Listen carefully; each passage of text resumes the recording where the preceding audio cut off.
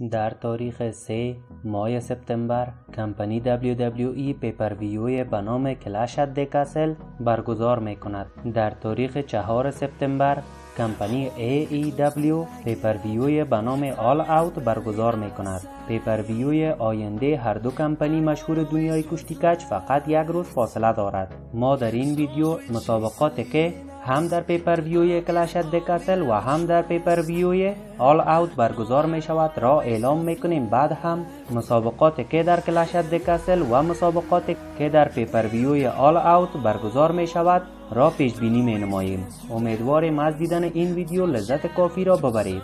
در ابتدا برویم به سوی کمپانی WWE و مسابقاتی که در رویداد کلش ات دی کاسل برگزار می شود را اعلام و پیش بینی نماییم. بعد هم می رویم سراغ کمپانی AEW و پیپرویوی آل اوت. کمپانی WWE بعد از 30 سال دوباره یک پیپرویو در قاره اروپا برگزار می کند و پیپرویوی کلش ات دی کاسل بعد از 30 سال دوباره برگزار می شود. باید بگوییم پیپرویوی کلش ات دی کاسل در تاریخ 3 سپتامبر در شهر کاردیف انگلستان برگزار می شود که در اصلی ترین و بزرگترین مسابقه کلش ات دی کاسل رومن رینز مقابل درو مکینتایر بالای کمربند یونیورسال را قرار می گیرد.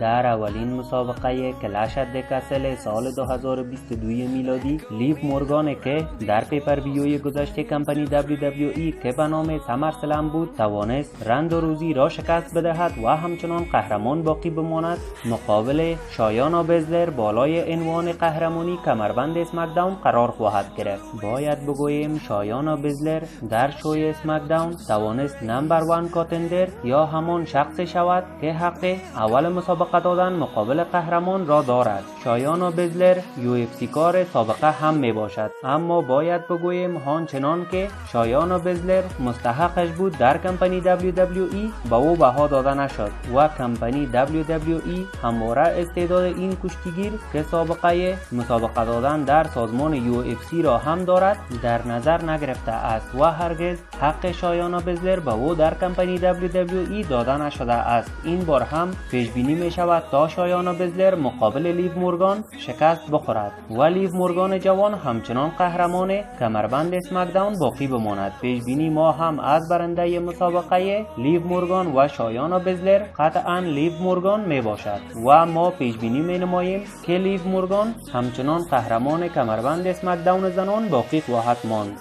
در دومین مسابقه کلش ات دی کاسل سال 2022 میلادی بیانکا بلر آسکا الکسا بلیس مقابل بیلی ایو اسکای داکوتا کای قرار می گیرند که باید بگوییم این مسابقه یک مسابقه 6 نفره می باشد. باید بگوییم در پیپرویوی گذشته کمپانی WWE یعنی در پیپرویوی سمر سلم بیانکا بلر توانست بکی لینچ را شکست بدهد و زمانی که بیانکا بلر می خواست محل برگزاری مسابقات سمر سلم را ترک کند یک باره تم ورود بیلی بعد از مدت طولانی پلی شد و بیلی وارد استادیوم شد. بیلی بعد از مصدومیت خطرناکی که داشت بالای 1 سال بود از دنیای کشتی کش دور بود، اما باید بگوییم بیلی وقت برگشت تنها نبود و دو قهرمان سابق کمربند NXT یعنی ایو اسکای و داکوتا کای را هم با خود دوباره به کمپانی WWE و به برند را آورد. بیلی، داکوتا کای و ایو اسکای گروه جدیدی را تشکیل دادند و حالا در پیپرویوی کلش ات دی کاسل گروه بیلی مقابل گروه بیانکا بلر قرار می گیرد. باید بگوییم گرچه پیش بینی این مسابقه خیلی سخت می باشد، اما ما پیش بینی می نماییم که بیلی و دوستانش برنده این مسابقه خواهند بود. البته این که آیا این مسابقه بالای کمربند رای زنان می باشد یا خیر تا وقتی که ما این ویدیو را ریکارد می کنیم درباره آن در کدام سایت چیزی گفته نشده است. در سومین مسابقه کلش ات دی کاسل سال 2022 میلادی قرار است ست فریکن رولنز مقابل مات ریدل قرار بگیرد. مسابقه مات ریدل و ست رولنز قرار بود در پیپرویوی گذشته کمپانی WWE یعنی در پیپرویوی سمر سلم برگزار شود، اما زمانی که یک هفته به برگزاری پیپرویوی سمر سلم زمان باقی بود ست رولنز با حمله خطرناک که بالای ریدل انجام داد ریدل را مصدوم کرد و ریدل نتوانست به سمر سلم برسد و همین موضوع باعث شد تا مسابقه ست رولنز و مت ریدل به زمان دیگری به توقیف بیفتد و حالا قرار است در پیپرویوی کلش ات دی کاسل ست فریکن رولنز مقابل مت ریدل قرار بگیرد. با توجه به اینکه مت ریدل و ست رولنز در چند هفته اخیر در برند را همیشه با یکدیگر به درگیری پرداختند و حتی سکیوریتی آنها را از همدیگر جدا کردند، پیش بینی می شود مسابقه ست رولنز و مت ریدل فوق العاده جذاب باشد. باید بگوییم پیش بینی ما از برنده مسابقه ست رولنز و مت ریدل پیروز شدن ست رولنز می باشد. در چهارمین مسابقه کلش ات دی کاسل سال 2022 میلادی قرار است شمیز مقابل گانتر بالای عنوان قهرمانی کمربند اینترکانتیننتال چمپیونشیپ قرار بگیرد. باید بگوییم در شوی 2 هفته قبل اسمک داون شمیز توانست در یک مسابقه 5 نفره که میان کشتیگیران چون مدکپ ماس، کوربن، ریکشه، سامیزین و شمیز برگزار شد. شمیز در نهایت توانست از بین این 5 کشتیگیر برنده مسابقه شد و از آن زمان شمیز نمبر 1 کاتندر یا همان کشتیگیر شد که میتواند در پیپرویوی کلش ات دی کاسل مقابل قهرمان کمربند اینترکانتیننتال چمپیونشیپ مسابقه بدهد. باید بگوییم گانتر هم نشان داده کشتیگیر خوب می باشد و گانتر 2 بار از کمربند اینترکانتیننتال چمپیونشیپ خودش مقابل ریکشه و 1 بار از کمربند خودش مقابل شینسکی ناکامورا دفاع کرده است و گانتر توانسته 2 بار ریکشه را و 1 بار شینسکی ناکامورا را شکست بدهد. مسابقه شمیز و گانتر خیلی جالب می باشد. شمیز تجربه قهرمانی کمربند اینترکانتیننتال چمپیونشیپ را هم در کارنامه حرفوی خودش دارد و شمیز کلا یک کشتیگیر خوب و با تجربه می باشد. باید بگوییم پیش بینی ما از مسابقه گانتر و شمیز پیروزی شمیز است و ما فکر می کنیم شمیز می تواند گانتر را شکست داده و قهرمان جدید کمربند اینترکانتیننتال چمپیونشیپ شود. در پنجمین مسابقه کلش ات دی کاسل سال 2022 میلادی رومن رینز قهرمان مقابل درو مکینتایر بالای عنوان قهرمانی یونیورسال را قرار می گیرد. باید بگوییم درو مکینتایر حتی قبل از رویداد سمرسلم نمبر 1 کاتندر کمربند را شد. درو مکینتایر و شمیز مقابل یکدیگر قرار گرفتند و هر کشتیگیری که برنده آن مسابقه می شد شانس مسابقه دادن مقابل رومن رینز قهرمان را پیدا می کرد که آن مسابقه را درو مکینتایر برنده شد و توانست نمبر 1 کاتندر شود. رومن رینز هم در پیپرویوی گذشته کمپانی WWE که به نام سمرسلم بود توانست در یک مسابقه لاست من استندینگ براک لسنر را شکست بدهد و همچنان قهرمان کمربند یونیورسال را باقی بماند. باید بگوییم رومن رینز بالای 700 روز است که قهرمان کمربند یونیورسال را می باشد. مسابقه درو مکینتایر و رومن رینز اصلی ترین مسابقه کلش ات دی کاسل سال 2022 میلادی شمرده می شود و این مسابقه قرار است در مین ایونت پیپرویوی کلش ات دی کاسل برگزار شود. رومن رینز مقابل درو مکینتایر 1 بار مسابقه تک به تک هم داده است که باید بگوییم رومن رینز در آن مسابقه توانسته بود درو مکینتایر را شکست داده و قهرمان باقی بماند. پیش بینی ما از مسابقه درو مکینتایر و رومن رینز پیروزی رومن رینز می باشد و ما فکر می کنیم رومن رینز می تواند همچنان قهرمان کمربند یونیورسال را باقی بماند. حریف بعدی رومن رینز هم به احتمال زیاد کرایون کراس می باشد که کرایون کراس قهرمان سابق برند زرد و مشکی NXT بود. کرایون کراس حدود 3 هفته قبل دوباره به کمپانی WWE برگشت و همین که برگشت بالای درو مکینتایر که حریف رومن رینز در پیپرویوی کلش ات دی کاسل بود حمله کرد و رومن رینز را بالای عنوان قهرمانی کمربند یونیورسال را چالش کرد. باید بگوییم تا زمانی که ما این ویدیو را ریکارد کردیم 5 مسابقه برای پیپرویوی کلش ات دی کاسل سال 2022 میلادی رسما به ثبت رسیده که ما این مسابقات را اعلام و پیش بینی کردیم. گفته می شود 1 تا 2 مسابقه دیگر هم در روزهای آینده قرار است برای پیپرویوی کلش ات دی کاسل به ثبت برسد که باید بگوییم این مسابقه ها امکان دارد میان کشتیگیران که نام میبریم به ثبت برسد. مسابقه اولی که برای پیپر ویوی کلش ات دی کسل سال 2022 میلادی احتمال دارد رسما به ثبت برسد مسابقه ایجی استایلز مقابل دمیز می باشد که این دو در هفته های گذشته چندین بار بالای همدیگر حمله کردند و کلاً با همدیگر مشکل دارند. اگر مسابقه دمیز مقابل ایجی استایلز برای پیپر ویوی کلش ات دی کسل سال 2022 میلادی به ثبت رسید، پیش بینی ما از برنده مسابقه ایجی استایلز مقابل دمیز پیروز شدن ایجی استایلز می باشد. مسابقه دومی که گفته می شود برای پیپر ویوی کلش ات دی کسل سال 2022 میلادی به ثبت می رسد مسابقه ایج مقابل فین بالر می باشد که باید بگوییم ایج با فین بالر از زمان مشکل پیدا کرد که فین بالر رهبر گروه ججمنده شد و جای ایج را گرفت. اگر مسابقه فین بالر مقابل ایج برای پیپر ویوی کلش ات دی کسل سال 2022 میلادی به ثبت رسید، پیش بینی ما از برنده مسابقه ایج و فین بالر پیروز شدن ایج می باشد. سومین مسابقه که گفته می شود در روزهای آینده برای پیپر ویوی کلش ات دی کسل به ثبت می رسد مسابقه بالای عنوان قهرمانی کمربندهای تگ تیم را یا اسمک داون می باشد که این کمربندها فعلا نزد پسران کاکای رومن رینز یعنی جی اوسو و جیمی اوسو می باشد. باید بگوییم این که پسران کاکای رومن رینز از کمربندهای تگ تیم خود مقابل کدام کشتیگیران دفاع خواهند کرد تا هنوز اعلام نشده است.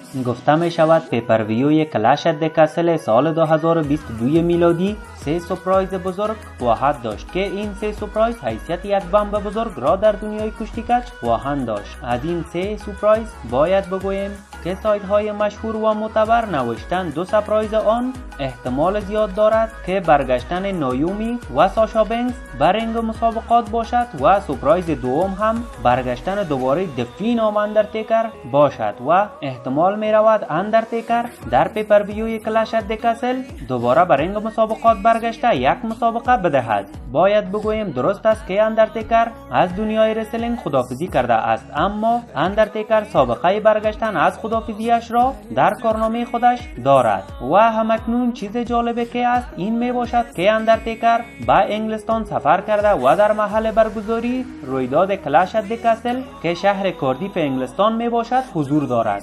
رفیقای عزیز، اگر تا این قسمت ویدیو همراه ما بودید و از ویدیوی ما خوشتان آمد لطفاً چینل ما را سابسکرایب کنید تا ویدیوهای بعدی ما را از دست ندهید. حالا می رویم سراغ کمپانی AEW و پیپر ویوی آل اوت. باید بگوییم تا فعلا 5 مسابقه برای پیپر ویوی آل اوت در سال 2022 میلادی رسما به ثبت رسیده است. در اولین مسابقه آل اوت سال 2022 میلادی کریستیان کیج مقابل جنگل بای قرار می گیرد که باید بگوییم کریستیان کیج یک کشتیگیر با تجربه می باشد که قبلا در کمپانی WWE تمام افتخارات ممکن را به دست آورده است و یک کشتیگیر خیلی بزرگ می باشد. در سوی دیگر جنگل بای کشتیگیر خیلی جوان و آینده دار می باشد که نشان داده استعداد خیلی بالایی دارد. پیش بینی می شود در همین راستا جنگل بای بتواند کریستیان کیج را شکست بدهد تا یک بوش مناسب از طرف کمپانی AEW دریافت کند، چون کمپانی AEW فکر می کند می تواند برای سالهای زیاد از جنگل بای جوان من حیث یک کشتیگیر بزرگ و با استعداد استفاده کند. پیش بینی ما هم از برنده مسابقه کریستیان کیج مقابل جنگل بای پیروز شدن جنگل بای می باشد. در دومین مسابقه آل اوت سال 2022 میلادی کریس جریکو مقابل برایان دنیلسون قرار می گیرد. باید بگوییم برایان دنیلسون و کریس جریکو هر دو در کمپانی WWE قبلا حضور داشتند و مسابقات زیادی دادند و هر دو کشتیگیر بزرگ و با تجربه می باشند. برایان دنیلسون یک هفته قبل در شوی دامنایت کریس جریکو را برای یک مسابقه چالش کرد که کریس جریکو هم چالش را پذیرفت و مسابقه برای پیپر ویوی آل اوت رسما به ثبت رسید. کریس جریکو و برایان دنیلسون هر دو از کمپانی WWE به کمپانی AEW پیوستند و این اولین مسابقه رسمی برایان دنیلسون مقابل کریس جریکو در کمپانی AEW می باشد. باید بگوییم پیش بینی ما از برنده مسابقه برایان دنیلسون و کریس کریس جریکو پیروزی برایان دنیلسون می باشد. در سومین مسابقه آل اوت سال 2022 میلادی سرو استریکلند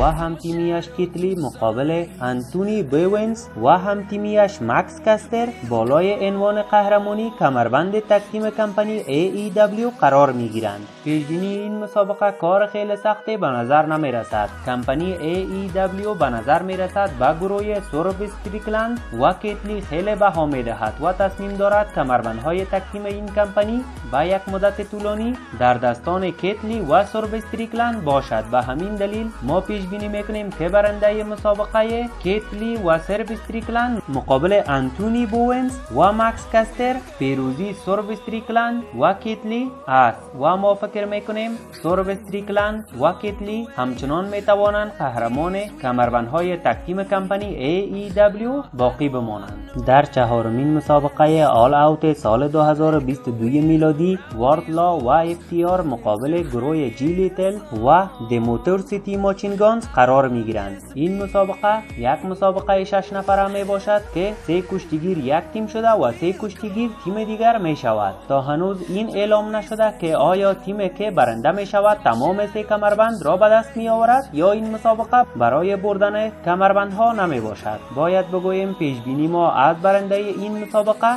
قطعا واردلا و گروه افتیار می باشد و جی لیتل و گروه دموتور ماچینگانز بازنده این مسابقه خواهند بود.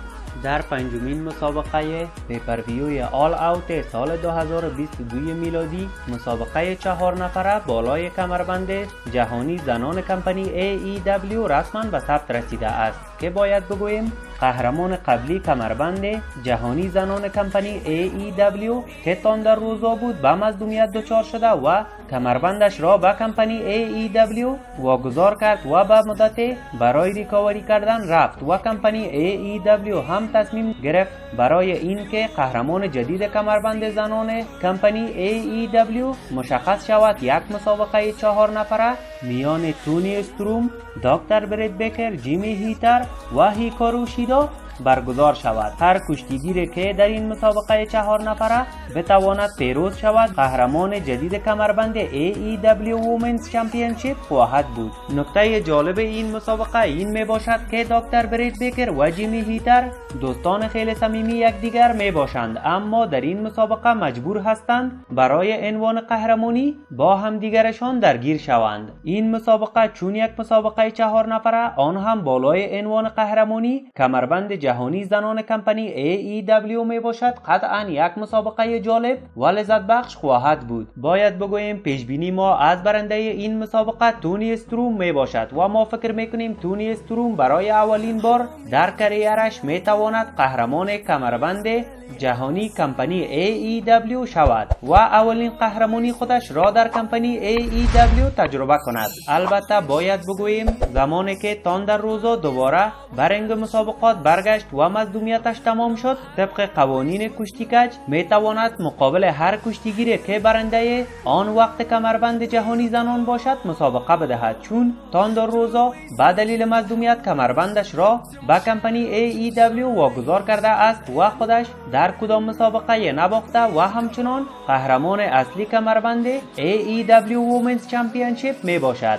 تا فعلا که ما این ویدیو را ریکارد کردیم برای پیپر ویوی آل اوت 5 مسابقه رسما به ثبت رسیده است و انتظار می رود حداقل 3 مسابقه دیگر در روزهای آینده برای پیپر ویوی آل اوت به ثبت برسد که اولین مسابقه که احتمال می رود برای پیپر ویوی آل اوت به ثبت برسد مسابقه ریکی استارکس مقابل پاور هاوس می باشد که باید بگوییم پاور هاوس دوست ریکی استارکس بود، اما پاور هاوس با ریکی استارکس خیانت کرد و همین دلیل شد تا میان این دو دشمنی شکل بگیرد و احتمال دارد این مسابقه رسما برای پیپر ویوی آل اوت به ثبت برسد. اگر این مسابقه به ثبت رسید پیش بینی ما برنده شدن ریکی استارکس می باشد. دومین مسابقه که احتمال دارد برای پیپر ویوی آل اوت در روزهای آینده به ثبت برسد مسابقه کینی اومگا و نیک جکسون و مت جکسون که دوستانش می باشد مقابل اورنج کسیدی و دوستان اورنج کسیدی خواهد بود که این مسابقه بالای کمربند تازه تأسیس شده TBS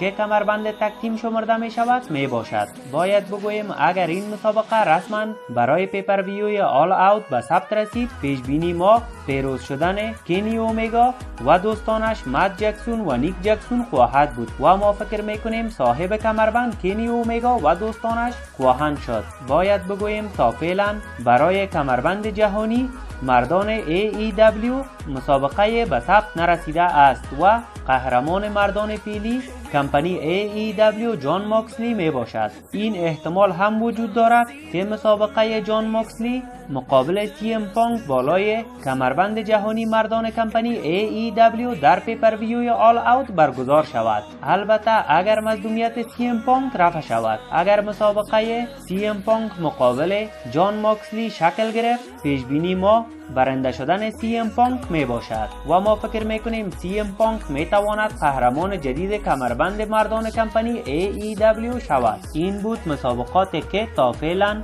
برای پیپر ویوی آل اوت رسما به ثبت رسیده است و ما به صورت کامل مسابقاتی که برای پیپر ویوی آل اوت به ثبت رسیده است را اعلام و پیش بینی کردیم. رسیدیم با آخر ویدیو. اگر از ویدیوی ما خوشتان آمد لطفا چینل ما را سابسکرایب کنید تا ویدیوهای بعدی ما را از دست ندهید. عشق استید و مقتدر. تا ویدیوهای بعدی فعلا پیس.